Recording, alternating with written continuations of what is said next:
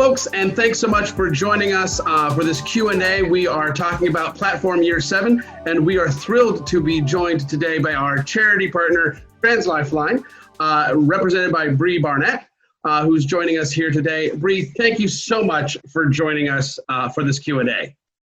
Oh, thank you so much for having me, Brian. We're so honored to be a partner for this event. These types of benefits really are fundamental to how we're funded. And so this is really huge for us. And thank you for choosing us as a partner. Oh, absolutely our honor and pleasure. Now, let me ask a couple quick questions. First, how did Trans Lifeline get started? I understand you guys are about as old as we are, the 2014, correct?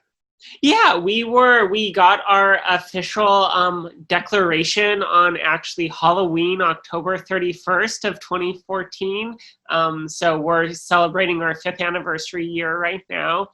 And we were founded by a trans woman who had the experience of calling another hotline that wasn't staffed by trans people, wasn't explicitly for trans people. And they called the police on her in a policy called Active Rescue. They assessed that she was a threat to herself.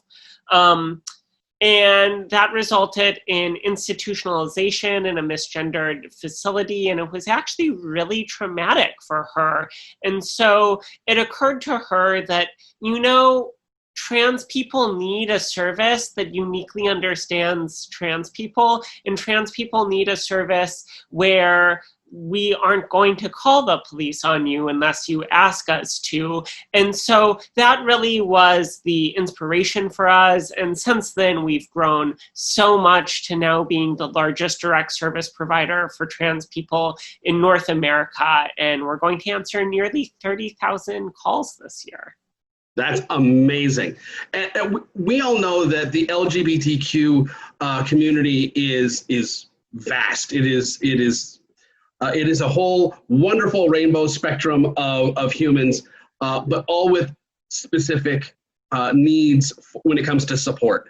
So what kind of specific needs are different in the trans community compared to other parts of the LGBTQ community? Yeah, I think, there are similar social stigmas. I think transphobia and homophobia are very linked. And yet we know that trans people do have unique needs. One of those needs, of course, is just the incidence at which we experience suicidal ideation. It is more than 40% of trans people report making a suicide attempt at some point in their life, which is alarmingly high and still more than double the rest of the LGBT community. And so what is causing this? I think it's the unique stigma attached to being trans and the material realities that creates. A lot of trans people lack access to employment in the formal economy that really meets their needs, lack access to healthcare, lack access to supportive homes and, supportive relationships. Something we've noticed, especially during COVID, is we've received a lot more calls about family rejection, a lot more calls about domestic and intimate partner violence, a lot more calls about people being unemployed. And these are really what's causing the community to experience crisis at such high rates. And that is so distressing to me personally and to all of us here at Potterhead Running Club. Our community has always, we have a bedrock principle in our community that all are welcome within our castle. And as you are well aware, over the last several months, the originator of our fandom has made some pretty harmful statements and not nice statements. I won't go into details. And we as a community have rallied around our trans members. And so when we were looking at the final platform event, this is our 7th year doing it. And it's the 7th year in the series. And we really wanted to make a statement of our own, not just a word statement, but also an action statement in selecting a charity that was making a direct impact on the lives of the trans community. And so that's why we selected Trans Lifeline. And besides, it was nominated by a couple of different members, which is excellent. But how has JKR's statements over the last few months impacted the trans community and Trans Lifeline? You know, it's been really tangible, the impact on the community. We saw in the week of June 8th, when she first started issuing these statements, through the week of the 15th, where the Trump administration rolled back healthcare protection for trans people. In those 2 weeks in June, we received 25% of our total call volume year to date. So that is so alarming, because it sends this message that trans people aren't welcome, that society doesn't want you, that there's not going to be protections for you.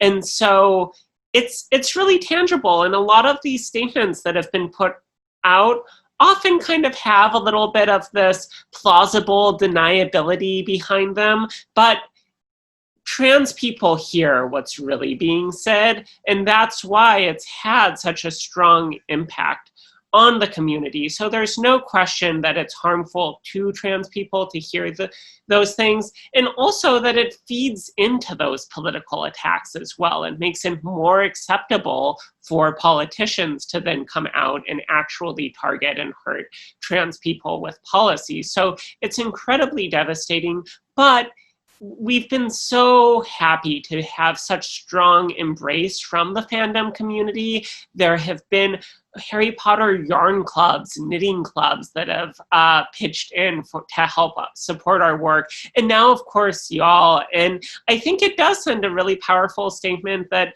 you know, the fandom, what these books mean for people, what these books mean for trans people is really democratic at this point. It belongs to the fandom. It belongs to the people doing it. And, you know, I think I'm not the only trans youth who really was interested in a polyjuice potion, right? And so I think there's a world here that's been created that can be very supportive of trans people, and we are so fortunate to have people like you, organizations like yours, really standing with us and supporting us during these times.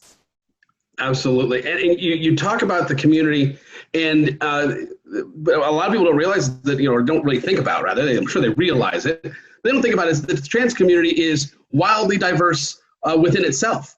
And people come from different backgrounds, and you know, everyone's story has similarities. I'm sure there's similar threads in every trans person's story, but they all come from different cultures and different backgrounds. I know you guys just had a big thing happen recently with the Hispanic community within the trans community. Tell us a little bit about that. Absolutely. We are so happy that on July 1st, we launched our Spanish language extension. And so now we are also, in addition to being the only hotline that's staffed exclusively by trans people, we're also the only service that serves the entire US and Canada region that also offers our services in Spanish. And so trans immigrants, trans people being detained, trans people who just grow up in monolingual Spanish households or are more comfortable expressing themselves that way can now reach out and also receive our services. And we're thrilled to be offering that. That's wonderful. It really, really is, because you're eliminating barriers to support, and that's really tremendous. One of the last things I want to talk about, you guys are not just providing emotional and verbal support, you guys are also providing financial support to the trans community to help with some of the, well, for lack of a better term, the nuts and bolts of being a trans person. Tell me a little bit more about your microgrants program.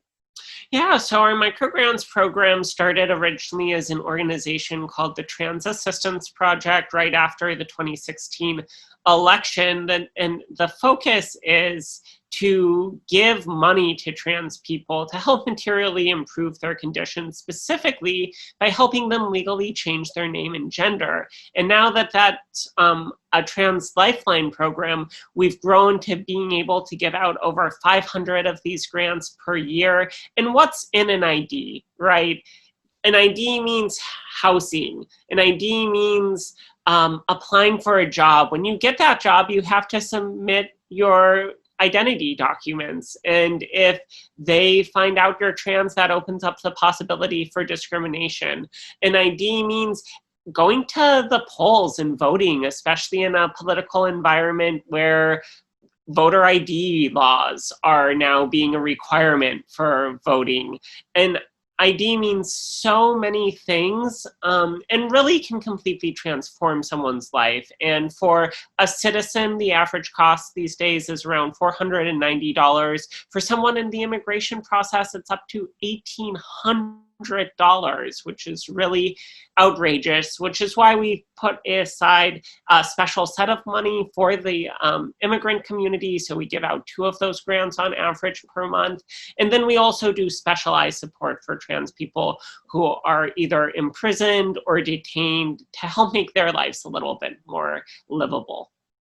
That's absolutely wonderful, because that is as direct impact as you can possibly get in terms of, literally helping people change their ID and their paperwork so they can let go of their dead name and move forward with their new life. That is absolutely tremendous. I guess kind of in closing, you yourself, are you a Harry Potter fan? I am. Especially when I was younger, those books, I remember binging them the nights they would come out and just having to read them all before anyone gave anything away. But this was my big question, because knowing that you're a Harry Potter fan, and I actually didn't know that, but knowing it, what house are you? What Hogwarts house are you? That's the really big question to close this thing out. I think it changes sometimes for me, but if I had to pick one, I think I might be a Slytherin, and I am okay with that. I am a Slytherin as well, and there's nothing wrong with it at all. We had just had a tough time with the narration. That's all. No, Bri, thank you so much for joining us. So Slytherins, you've got a Slither sister right here who you need to support and sign up. Slytherin's already very motivated to sign up for this event anyway, as are the Gryffindors and the Ravenclaws and the Hufflepuffs. But folks, this is your chance to support the trans community, to support Trans Lifeline.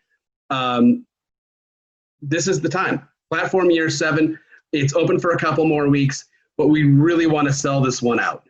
We want to get to a sellout before we get into Time Turner in October, so we can have maximum support for Trans Lifeline. That said, Bri, any closing thoughts? The floor is yours. My closing thoughts are mainly just gratitude, and I just want to thank you and your community for really rallying behind and supporting and uplifting not only trans people through our work, but also the trans people in your community. Community is one of the biggest things we talk about here at Trans Lifeline. We think it's really one of the keys to mental health and improving someone's material conditions.